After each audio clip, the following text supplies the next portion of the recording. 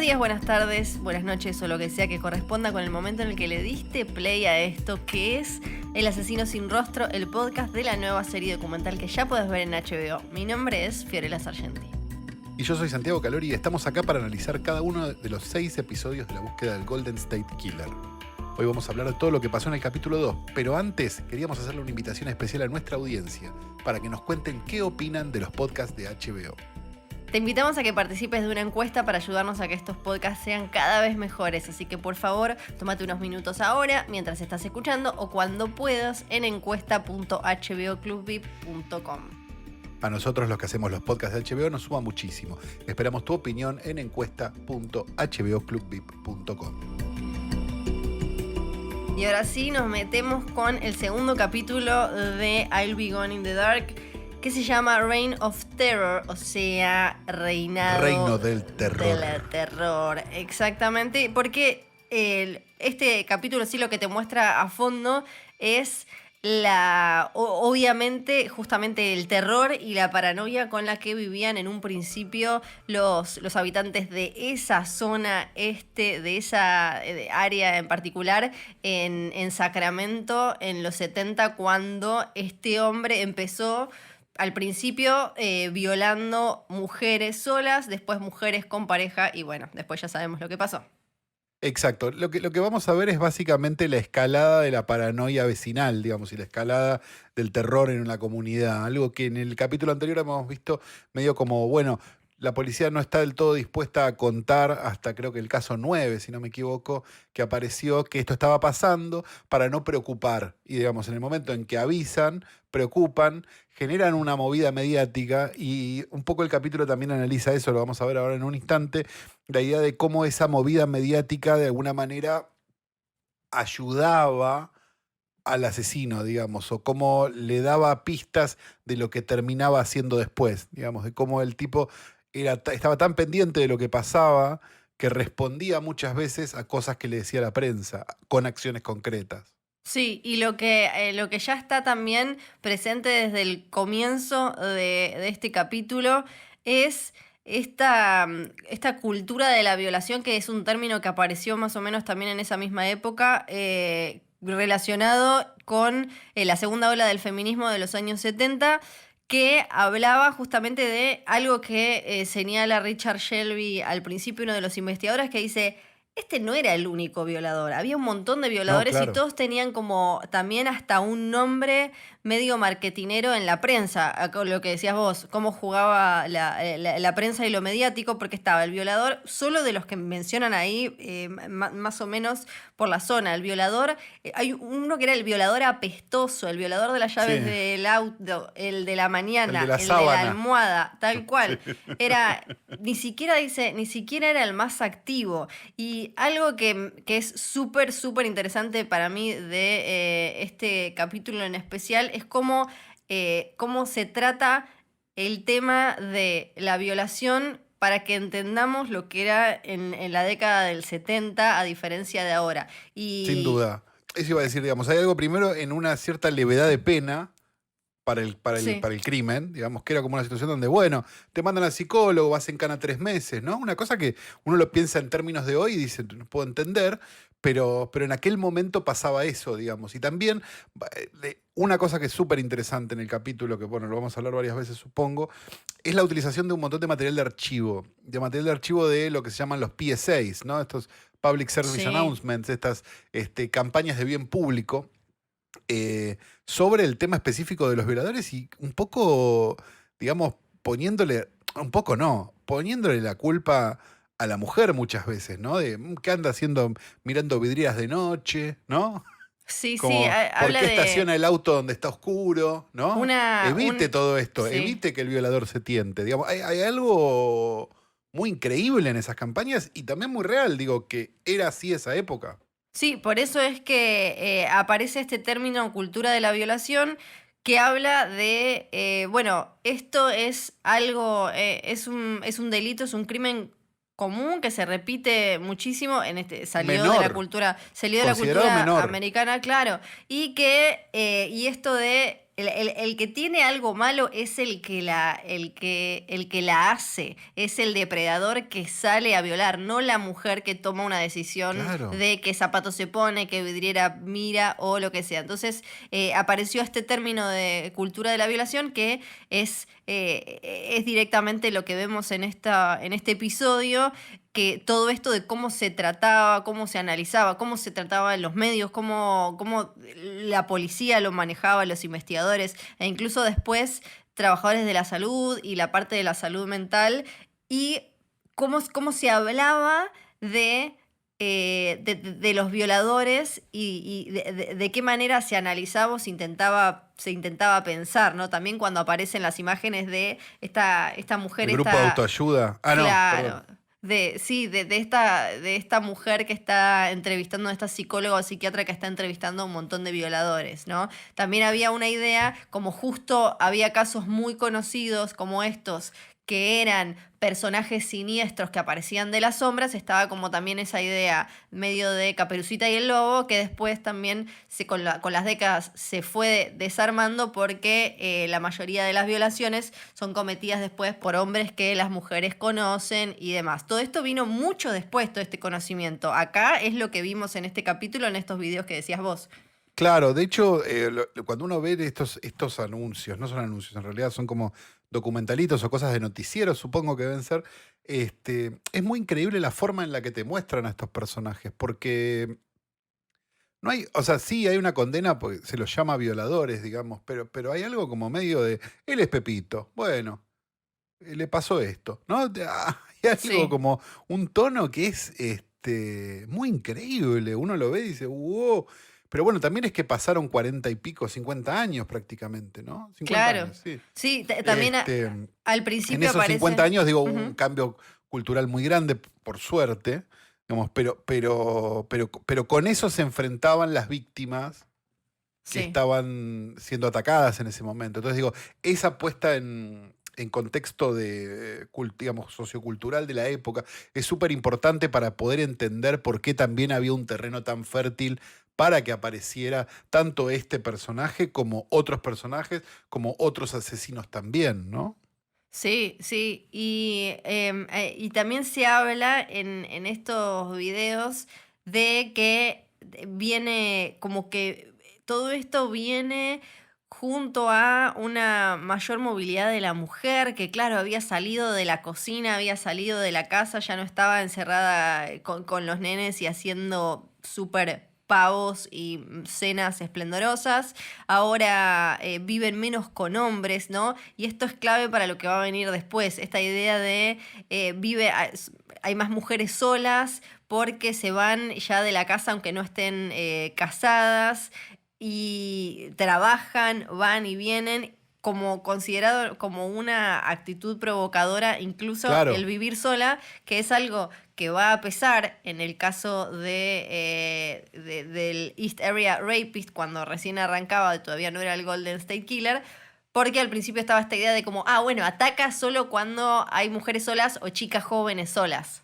Claro, bueno, digo, en ese Sí, concepto hay como un y bueno, ¿no? También. sí, ¿No? Digo, de la época común y bueno, vivía sola, sí, ¿no? sí, sí, Que es claro. como terrible. Hoy lo pensamos y decimos, no puedo creer, pero es medio de esa situación, medio y bueno, con la pollerita corta, ¿no? Digo, Sí, eso, pero elevado incluso al Poder Judicial, a los anuncios que hacía el gobierno de turno sobre el tema, a la forma en la que las noticias hablaban de eso, digamos. Era absolutamente cultural, digamos, y estaba muy arraigado, digamos. Hoy a lo mejor tenés, obviamente, va a haber siempre un cromañón que diga eso, digamos, pero son cada vez menos, digamos, y no están aislados, digamos. Algunos están en los medios, no hay que mentir, pero mayormente están alejados, digamos. Y es muy positivo, digo, pero esto estaba totalmente arraigado y era algo de todos los días y era algo que pasaba todo el tiempo. Hay algo interesante en lo que venías diciendo también, me parece que es esta idea de, bueno, ataca solo mujeres solas. Un dato que los medios de la época empiezan a reproducir con cierta asiduidad, digamos, y esta idea de si hay un hombre o un perro más o menos grande, el tipo no sí, va a entrar, ¿no? sí, E sí. inmediatamente el Golden State Killer, digamos, bueno, en ese momento el Hysteria Rapist, lo toma como Empieza, una sí, prueba, ¿no? Lo toma como sí, una afrenta de, ¿qué creen? ¿Que no lo voy a poder hacer? Y sí. empieza a atacar parejas. Y esto es algo que después se estudió porque el tema de cómo se reproducía en los medios lo que hacían tocaba de diferentes maneras a un montón de estos personajes oscurísimos, asesinos o violadores seriales, y estos de los más célebres de los 70 y 80 en Estados Unidos, cada uno tenía una relación muy particular con eso, con qué decían, cómo lo decían y ese morbito de empezar a hacer figuras y también, obvio, esa persecución y ese gato y el ratón y ese desafío constante con quienes eran sus investigadores. Lo que aparece también al principio de este Porque no episodio... olvidemos, perdón, una Sí, cosa, existen estos personajes en general un componente de ego muy grande. O sea, muchas de las veces que los agarran por un componente de ego, por una cuestión de querer. No es el caso de este personaje en particular, pero digo, otros personajes como BTK, por ejemplo, eh, lo que pasaba era que él se moría de ganas de contarle a todo el mundo lo que hacía. Entonces mandaba cartas, avisaba, hacía, o sea, digo, había como una ida y vuelta con los medios por una cuestión de notoriedad, digamos. Muchas veces lo que se encuentra en estos personajes, además de una psicopatía galopante, es un ego muy herido, ¿no? sí, sí, sí, ni hablar. Y algo que aparece y que ya pasa al lado de Michelle, ahora me echamos con la historia de Michelle, es este caso, este asesinato de 1984 que cuando ella era adolescente la marcó tanto Sí. y va bien vinculado con todo lo que veníamos hablando, porque las décadas de mayor presencia de asesinos seriales como estos en los Estados Unidos son los 70 y los 80. A principios de los 90 es donde cuando empiezan a bajar los números, a desaparecer estos personajes. Y el caso es el de Kathy Lombardo, que quedó todavía sin esclarecer. Incluso la familia espera que la mención la serie, en esta serie de HBO, ayude de alguna manera a empujar este crimen que también está vinculado con un ataque sexual. Y me parece, lo que más me interesa de esta situación de ella en Chicago, cuando era adolescente, este crimen cerca de donde ella vivía, que la marcó Yendo a visitar tanto, la escena del crimen, ella joven y eso, demás. es como lo que, cuando ella cuenta que se quedó, que todavía estaban ahí los Eso es pedazos buenísimo. del Walkman. Primero también esta cosa que se habla como de ella andaba, Kathy Lombardo andaba sola. Ahí te das cuenta que 10 años después, en 1984, todavía estaba un poco esta idea de Sí, como claro. esta joven andaba dando vueltas por ahí a la noche con auriculares, ¿no? Y ella lo que decide agarrar de la escena del crimen es el pedazo este del Walkman. Y me parece que ahí es donde también establecemos lo que era ella como investigadora y el foco que puso, porque acá siempre es muy peligroso caer en el morbo total, lo hablábamos en el episodio anterior, y ella creo que hay algo simbólico ahí como de que ella elige contar la historia de los sobrevivientes, la historia de los que ya no pueden contarla, como en este caso Kathy Claro. Lombardo, ¿no? Ella decide ponerse desde ese lado cuando siempre la idea, y sobre todo décadas atrás, era simplemente el morbo del personaje. Y las personas asesinadas o las mujeres violadas eran números. Y la Claro, gracia eran después como una era... escenografía necesaria o un elemento de utilería necesario para que este personaje nos mostrara cómo era, ¿no? Claro, incluso pasó cuando no me acuerdo qué famoso había comprado dibujos de John Wayne Gacy, por ejemplo, o cuando Nine Inch Nails, Trent Reznor Seguro que fue grabaron. Nicolas Cage que se patinó toda la guita comprando pedazos de ¿Era él dinosaurio, o pelotudeces. Johnny Depp? No me acuerdo. Sí, uno de los dos que se gastaron toda la guita en boludeces, Sí. sí. Después, por ejemplo, cuando Nine Inch Nails grabó algo en la casa en la que fue Sí, asesinada Sharon Downward Tate. Spiral. Claro, y después, cuando la hermana de Sharon Tate habló, Trent Reznor después se disculpó porque entendió. Es como que una vez que logramos humanizar y hacernos a la idea de que como decíamos, no es un instrumento para que el otro monstruo se haga famoso, célebre y demás. había una historia detrás, había una vida, había vínculos, había gustos, había lamentos, había... Una vez que logramos agarrar eso, no es que el morbo se disipe, porque Michelle estaba acá, como se habla acá también de todos estos investigadores digitales desde sus sillones, sino que es otra perspectiva, ¿no? Es como, ok, está esta historia que es muy atrapante, obviamente, porque hay algo tan atroz y tan distinto como un tipo que sale a hacer todo esto, pero no tenemos que dejar de lado las vidas que arruinó y las cosas que pasaron, las mujeres que sobrevivieron a esto, que creo que este capítulo lo hace también. Lo que pasa es que vos también ahí tenés que tener en cuenta una cosa que es el componente pop Sí. del asesino, ¿no? Digamos que hay Ujú. asesinos más o menos pop, digamos, no sé, el caso de Ted Bundy, por ejemplo, o el caso de Manson, digo, son personajes que mediáticamente fueron muy importantes a la cultura pop, independientemente de lo que hayan hecho, digamos. O sea, esto yo no defiendo de ninguna manera lo que hicieron, digo, pero yo puedo entender que existan remeras de determinados personajes, digamos, o sea, Ujú.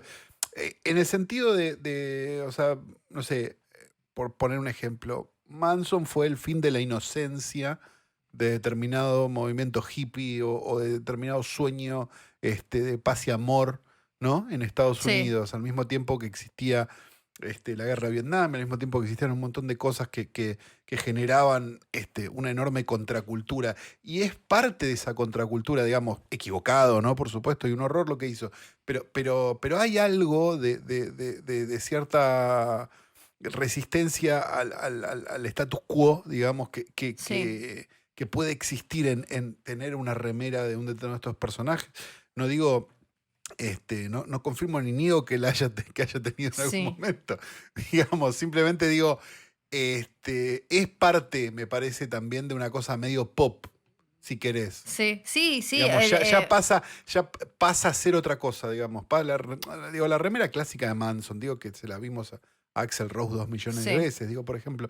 Es ya un objeto pop, digamos, ya no tiene, me parece, el significado que tendría en un principio o lo terrible que sería en un principio, sino que ha pasado por tantas capas de cosas Bueno, que es medio extraño, ¿no? creo que no me imaginé diciendo esto a los 35 años, pero me parece que Marilyn Manson ahí lo resumió mejor que nadie y lo Recontra. convirtió lo convirtió Sí, incluso claro. en un nuevo objeto pop, con esto de ponerse un nombre y que los músicos en su banda se pongan un nombre de una diva y un asesino serial, en su caso Marilyn Monroe, Charles Manson. Me parece que es eso, es como, bueno, listo, en este caso, siendo él, ¿no? El sueño americano es esto, es Marilyn Monroe y es este tipo que hizo todas estas barbaridades, es como, es el combo completo.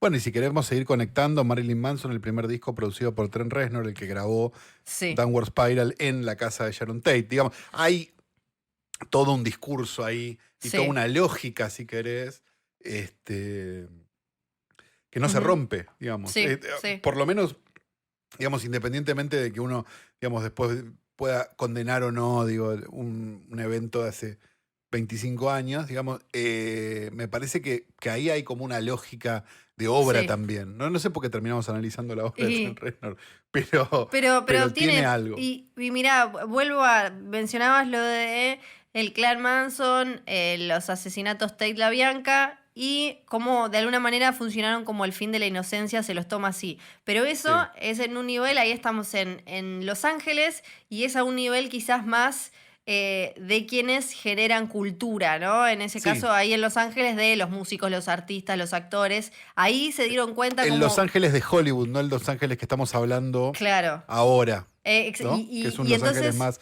suburbano. y entonces era como, bueno, eso pasa en 1969, ahí se rompe algo, toda esta gente que venía viviendo como en una burbuja mágica de libertad creativa, sexual, de drogas recreacionales y demás. Ahora, bajo al ciudadano de a pie, como decimos acá, y años después, en los 70, una de las sobrevivientes dice, Chris Pedretti, que es quien fue violada a los 15 más o menos, dice, no tenía por qué temer porque vivía en un mundo seguro. O sea, todavía eso que ya había golpeado la burbuja de Hollywood y más arriba de la cultura, de los artistas, empezaba a bajar, ¿no? A los al vecinos, a suburbio. las casas. Exacto. Y era como de Bueno, algo golpe. que hablamos la semana pasada, ¿no? Un poco esta Ujú. idea de que el suburbio como lugar seguro versus el suburbio como un lugar de terror posteriormente, algunos años después en el cine y todo. Sí, sí. Y algo que señalabas vos, que señala Carol Daly, esta cosa de le apareció el desafío y en el 77 empieza a meterse en casas en las que había un hombre y empieza con ya directamente los morbitos que cuando recién había empezado, antes de las violaciones, que entraba en una casa, que de golpe hacía pis, se masturbaba, movía algunas cosas, se robaba algunos ítems personales importantes o algunos medio ridículos. Después pasa a violar y ahora directamente entra sabiendo que hay un hombre para mostrar algo de poder y incluso esto de acomodar los vestidos, hacerse el que se va y volver, quedarse durante horas. Empieza ya, como, no me acuerdo si es Crompton o quién, que dice no era el más activo, pero era el más violento y que lo suyo no era la cuestión sexual, sino el terror que generaba, lo que se alimentaba de eso. Bueno, al principio del capítulo está la entrevista esta que se usa un pedazo de la entrevista esta que Patton Oswalt le hace a Michelle en la casa, ¿no? Que es como quizás la entrevista más cándida que tienen de Sí, archivo, digamos, de Michelle, porque habla como en total confianza. Y algo muy interesante que ella dice, que es que esta noción de si vos haces muchas veces algo, te podés sí, volver un experto en hacer eso, no necesariamente un genio del mal, pero sí alguien que hace eso a la perfección. Y es un poco lo que se va viendo, digamos, que en la repetición este personaje empieza a hacer, digamos, a armarse una rutina, si querés, por llamarlo de alguna manera, donde sistemáticamente hace las cosas hasta que logra hacerlas, esto por favor, con todos los recaudos del caso, perfectamente. sí, lo dice Y una Fiona vez que, Williams, sí, y una que vez que dice, logra parece un eso, guión. claro, Ujú. digo, y una vez que logra eso, cambia de lógica, ¿no? Sí, Empieza ujú, como, bueno, si ya, digamos, por decir, de vuelta con todos los pelos del caso, ¿no? sí, Si ya me gradué en esto de mujer sola, ahora me voy a graduar en pareja. Digamos que sí, es una preocupación que llega después, al final del capítulo, que es, este tipo puede empezar a matar, claro, cuando en realidad el tipo ya había empezado a matar. ¿No? sí, Que eso es muy y interesante, digamos, la idea sí. de que durante muchísimos años nunca se pensó que la persona que mataba y la persona que violaba era la misma. Sí, y esto que decías, como que también seguro lo veamos o se charle más adelante, como no le salió muy bien, por lo menos el primer caso de asesinato que aparece la primera pareja es desprolijo, no tiene como esta cosa medio de ceremonia que le vemos después, también en su lógica tiene cierto sentido que no haya tratado de hacer alarde de eso, No, claro. porque no era algo como que le había salido tan perfecto y ordenado Que le diera como. orgullo, ¿no? Por llamarlo de Exacto, alguna que lo manera. pudiera usar Claro. como chapita. Con el caso de Linda Odell, que la vemos ahí hablando, la sobreviviente del ataque número 20, aparece el tema de, bueno, ¿qué pasa también con estos hombres, estos maridos que estaban ahí? Bueno, Ella explica ahí cuando se da cuenta como este me va a violar, esto no es solo robar, y dice que los hombres no sabían lidiar con eso, dice, no lo querían revivir, si no lo hablamos se va. Dice ella que no está sentada ahí con el marido, que eso ya, que también, y Fiona Williams tampoco aparece con el marido, y creo que es interesante que además ella dice los hombres, y con los hombres uno puede pensar, por lo que entiende después, por lo que van hablando ellas, no solo son sus maridos los que no trataban de no hablarlo, sino los padres, los policías, claro. todos. Bueno, hay algo muy interesante que hacen en este capítulo, que es justamente hablar mucho sobre el tema de los hombres, digamos, y sobre Ujú. el tema de cómo afectaba esto a los hombres y cómo los hombres no podían ni siquiera hablar de esto. Digamos, y Sí. hay algo muy interesante cuando se entrevista a la víctima, creo que es la 34 si no me equivoco, Ujú. que está con su marido. Sí, ni hablar. Que hay algo muy interesante de dirección, que es que ella da el testimonio y mayormente lo que vemos es la reacción de él y la incomodidad de él al día de hoy sobre lo que Sí. pasó. Digamos, hay Ujú. algo como súper interesante. Y, digamos, y casi que el único testimonio de él es un momento donde él dice, bueno, yo bloqueé todo eso. La verdad que ella se acuerda mucho más que yo. Sí, porque ¿No? ella da cada detalle de cuándo entró, cuándo salió, cuándo fue a declarar que la llevaron al hospital, que no había quien la llevara porque tenía que ser una mujer y no había mujeres. Después creo que es Linda Odell la que dice que por suerte a ella le tocó Carol Daly y que le era reconfortante tener una mujer porque los hombres no sabían cómo tratarla y de golpe apareció esta figura femenina que la hizo sentir como un poco más protegida. Y lo que decís vos de lo del marido es clave porque además creo que ella en un momento le acerca y le agarra la mano y hablan de esta presencia maligna que sintieron en la casa y cómo la casa quedó manchada, porque claro, Sí, la eso. casa mala la llaman, ¿no? Claro, eso ni hablar. Y es como, me pareció súper conmovedor y muy movilizante también verlos juntos a ellos, ¿no? Después de esto, hablando de esto. Ya es tremendo ver a las mujeres que pasaron por eso hace tantos años y pudieron tener, muchas de ellas, por suerte, vidas plenas y ahora uno las ve y obviamente con esa cicatriz gigante. Ya eso me parece como muy, muy fuerte. Y verlos a los dos juntos fue como también algo extra, porque después se habla mucho de cómo toda la zona enloqueció y armaron la Ears Patrol y andaban Sí. como tipo Y el boom vigilando de y las comprando cerraduras y las alarmas. las Sí. alarmas y demás, y toda esta cosa obvio muy lo que siente el hombre, que hay como un juego también, me parece como mega tóxico, que es, por un lado, bueno, algo que después vamos a hablar que se relaciona con la vida real, que va a aparecer después con respecto a la fisonomía de suya y el cuerpo del Golden State Killer y sus partes, su pene en particular, la descripción Sí. y demás. Y esta cosa de la castración que sienten, por otro lado, los hombres que no podían proteger, ¿no? Cuando el marido dice, y mis propios amigos me decían, y no pudiste hacer nada, ¿no? Y él, aunque hubiera tenido un arma, ¿no? Cuando hay alguien que está en control de la situación y que uno sabe que va a hacer cualquier cosa, ni aunque hubiera tenido un arma, dice él, pero eso es muy difícil de transmitírselo a alguien, sobre todo en aquella época, como decíamos, que pensaban que quizás subidos a un auto con un montón de armas, pararon un montón de robos, como decían, pero no pararon a este tipo, al Golden State Killer. Me parece que sí, que es un poco el tema del capítulo, ¿no? O Ujú. por lo menos lo que más queda es esa idea, digamos, de cómo la sociedad lo veía, digamos, cómo la parte masculina de la sociedad lo Sí, veía, cómo lo reproducían los medios de comunicación, cómo le pegaba a los casos específicos, o sea, me parece que tiene mucho que ver este capítulo con eso, ¿no? Esta sí. idea y también, digamos, en términos lineales, el momento donde de alguna manera el Hysteria Rapist se convierte en lo que después fue el original Night Stalker, ¿no? En aquel momento. Ujú.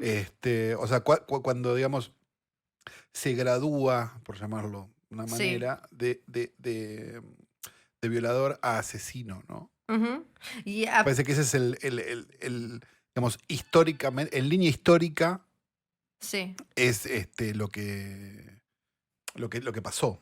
Ujú, sí, y aparece algo súper importante para lo que se va a venir, que es este río, ¿no? Que vemos ahora en la actualidad Súper cuando va importante. esta investigación, y la suposición de cómo es que se movía con tal facilidad de un lado al otro, y uno puede empezar a imaginarse, quienes leímos el libro, podemos ahora ver más claramente cómo es que eran estos barrios y estas casas y cómo es que le era tan fácil a él moverse y que no lo vieran y entrar a las casas. Bueno, y todo esto de los ríos y los canales y las nuevas edificaciones en la zona va a tener una importancia eventualmente, ¿no? Digamos, porque fue uno de los canales de investigación que tuvo, bueno, valga la redundancia, la investigación. Sí, sí, y aparece mechado también con esto que ya vimos en el capítulo anterior, en el primero, que es esta especie como de paralelismo con la película y con la historia de la criatura del pantano, ¿no? Eso me Que parece fantástico, esa sí, idea de que ella y Patton Oswalt tenían el amor por la criatura del pantano y a la vez cómo la criatura del pantano sale del agua y ataca mujeres, digamos, y cómo este personaje va siempre por la parte de atrás, digamos, por la zona de los canales o en de la las ciénagas o de oscuridad, lo que sí. sea, también atacando mujeres, es como, es un paralelo realmente muy sabio, ¿no? Sí. Digamos, E de incluso verdad, digo, también es casi lo mismo. ujú, incluso también con lo que hablábamos de la cultura pop, ¿no? Y cómo siempre aparece esta idea de la mujer víctima que anda desprevenida, sola, virgen por algún lado, con un vestido blanco y de golpe hay un monstruo acechándola y aparece, ¿no? Que es un tropo mega ultra clásico Sí. desde King Kong a, bueno, no por nada, casi todos los monstruos clásicos es así la historia. Hay como una mujer y aparece este monstruo del otro lado y acá constantemente con un caso como el del Golden State Killer lo que vemos es que, bueno, no es tanto como que el monstruo sale de la nada, que es muchas veces una de las lecciones también de ese tipo de historias, sino que es creación y producto de la sociedad, del mundo en el que se vive, de esa realidad. Volviendo a Michelle, hay también cosas que van a ser clave, que aparecen como este compañero Paul Haynes con el que ella empieza a trabajar, que él ya directamente se muda a Los Ángeles, aparece la editora de la revista, que habla Bueno, de cómo ella, de cómo Paul Haynes, cómo hacían el equipo perfecto porque él era el ritmo y ella la letra, ¿no? Él iba como al dato, Michelle se apoyaba en él para buscar el dato ultra súper preciso y ella era la que narraba y la que hacía que esa historia fuera como contada de una manera atractiva para que del otro lado la gente le importe. bueno, hay algo muy interesante que también está en el capítulo, que es la editora de Ley Mag, ¿no? Digamos, Sí, primero sí, el personaje de Paul Haynes, que de alguna manera es un poco un chequeador de datos, ¿no? Un tipo que sí, viene con el dato preciso de, bueno, sí, esto pasó, acá está el documento, acá está tal cosa, o sea, o pasó en este lugar, digo, como alguien que es muy necesario en una investigación periodística, digamos, porque hay que chequear las fuentes sí, claro. que se citan y demás. Este, y a la vez también la editora diciendo cómo ella nunca había visto, leído algo así. Digamos, la editora Ujú, leyendo el principio de la nota, ¿no? Digamos, sí. o del borrador que le había mandado Michelle y de cómo al día de hoy le impacta eso que leyó, ¿no? Digo, eso es súper interesante. Sí, y lo otro que aparece, que en realidad vendría a ser en la parte del relato de los años 70 y del Golden State Killer, pero que después cuando todo ya se mezcle de lleno y aparezca el impacto que tuvo el trabajo de Michelle McNamara en la investigación, es esto de que los diferentes lugares en los que atacaba este hombre tenían agencias, tenían policías, investigadores, detectives que no hablaban entre ellos, ¿no? Aparece esto que Claro. lo menciona Shelby, Crompton, que hablan de no estaba bien visto, y esto aparece, lo mencionamos creo en el primer capítulo, aparece en otros casos de asesinos o violadores seriales de la época. Por un lado, como no estaba, obviamente ahora no había archivos compartidos como los hay Eso es ahora que pueden tener principal, eso es lo acceso. principal, la idea de que, Sí, de que la comisaría que estaba a 20 cuadras de la otra no se comunicaban, es sí, algo que hizo que también fuera un territorio muy fértil para que pasaran estas cosas. Digamos, si vos te claro. vas no Ujú. sé, de un barrio a otro y ya automáticamente tú no sos nadie y no estás en archivo porque te corriste de un barrio a otro, ya hizo que existieran, digamos, no solo la falta de internet, sino la falta de un archivo central Sí.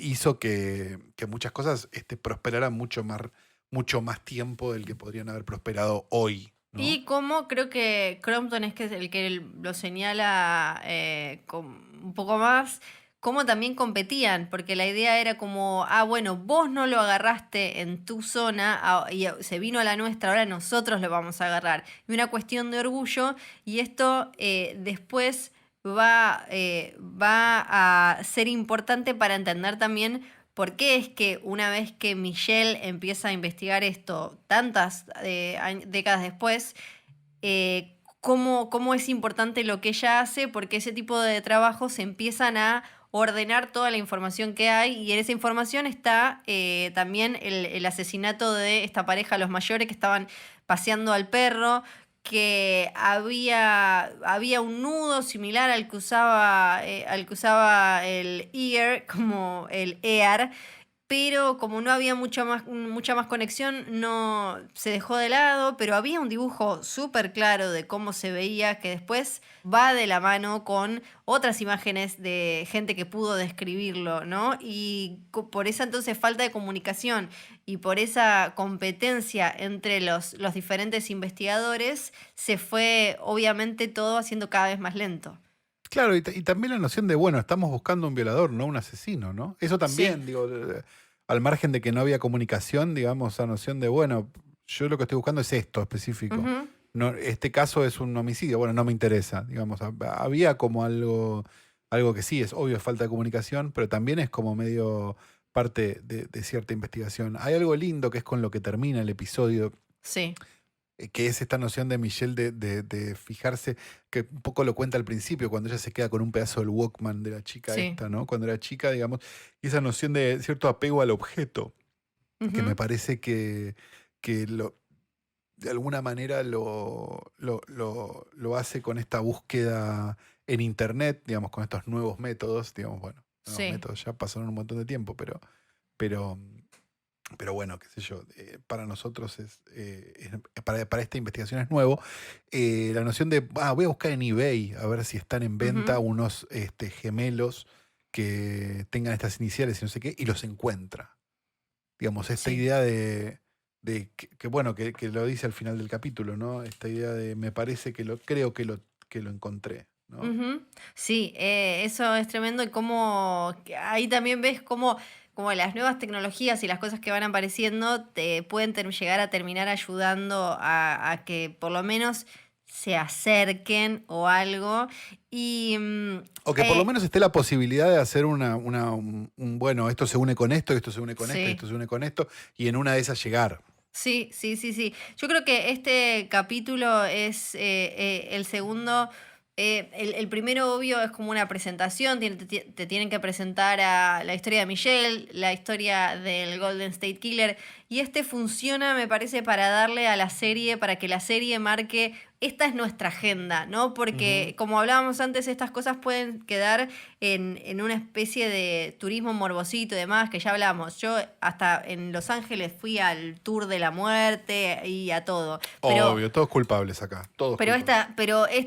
acá la serie te marca, nosotros vamos a hacer, vamos a ir más allá de eso, vamos a hacer más de eso y con esta serie de entrevistas que ya habían aparecido, pero acá vemos la dimensión de cómo fue sobrevivir eso, hace que la serie creo que abrace y quiera y se ponga como meta explicar el costo humano de lo que hizo, en este caso el Golden State Killer, más allá del número que aparece todo el tiempo, ¿no? Las muertes y las violaciones. Acá ya se habla específicamente del daño que hizo, que generaron estos crímenes y el agujero, el vacío, la cicatriz, o como cada uno quiera expresarlo, que dejaron en estas mujeres y cómo sus voces eran calladas, eran súper silenciadas y eran usadas simplemente para generar como una histeria que ayudaban a saber qué en esta cultura de la violación que de alguna manera permitía esto o lo trataba de una manera que terminaba permitiéndolo. Y a la vez estamos obligados a hablar un poco del presente, ¿no? Porque están pasando cosas con el caso real Bueno, esto también es el caso real, pero digo, están pasando cosas con el caso del Golden State Killer en este momento en Estados Unidos, ¿no? Sí, justo días después de que saliera la serie, va, muy poquito, creo que al otro día, le tocó a Joseph James DeAngelo declararse culpable de 13 homicidios para evitar la pena de muerte. Lo atraparon en 2018 y ahora le tocó, además en plena pandemia, entonces la imagen es como muy particular porque aparece él con una máscara de estas transparentes que usan muchos ahora para protegerse. Hay mucha gente que tiene cubierta la boca y la nariz con barbijo, entonces es como toda una imagen muy particular. Y lo que No vaya a pasó, ser que le agarre algo, ¿no? claro, y lo que pasó fue súper fuerte. Imagínense, en medio de todo esto, primero él se está haciendo como un poco el enfermo o el roto o el anciano, cuando poco antes de que lo agarraran en 2018 andaba en moto, se sabe que arreglaba botes, que era un hombre con una vida y con una que estaba en súper forma, digamos. Esto ya lo había hecho él alguna vez que lo habían detenido de hacerse el que tenía un infarto o algo. O sea que ya hay antecedentes de que use este tipo de trucos. Cosas que salieron Él está evitando que lo maten, básicamente. Él está evitando Exactamente. la pena de muerte a toda costa. Algo Sí, que hay que ver si logra o no. Digamos, muchas veces estos casos donde se autoincriminan, digamos, por decirlo de alguna manera, en determinadas cosas, es un poco para evitar la pena de muerte y también, digamos, la defensa también y la fiscalía, digamos, ponen muchas veces, sacan, digamos, de la mesa la sí. pena de muerte a cambio de que el tipo aporte datos reales sobre determinados crímenes que no pueden esclarecer. A Sí. veces sale bien.